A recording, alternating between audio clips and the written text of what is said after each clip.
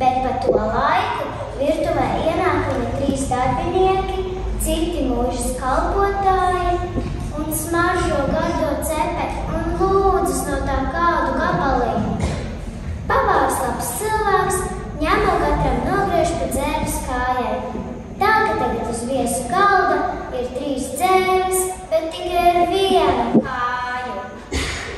To pamana mājas saimnieks. Viņš pasauc pavāru un prasa paskaidrojumu. Kāpēc tām dzērvēm ir tikai 1 kāja? Bet kungs, dzērvēm nav bijis vairāk nekā tikai 1 kāja. Tas nevar būt.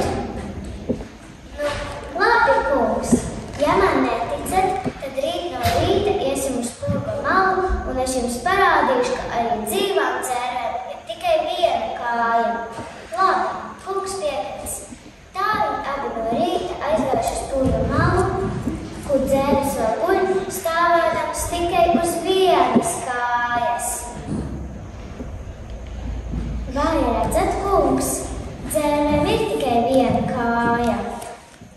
Bet aizdomīgais kungs izņem no kabatas svilpi un uzsvilpi. Dzērves sabīstās, paceļās gaisā un izlaiž arī 2 kāju.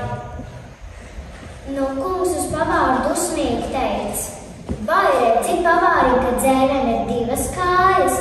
Tu vakar esi melojis.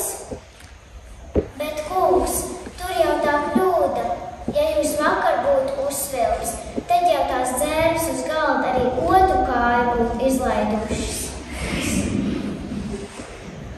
Pavāram sanāca apmuļķot to kungu, bet es jums pastāstīšu, kā gribēja man izjokot manu draudzeni un uzdeva āķīgu uzdevumu. Es, protams, to atminēju, bet kā būs ar jums? Klausieties uzmanīgi.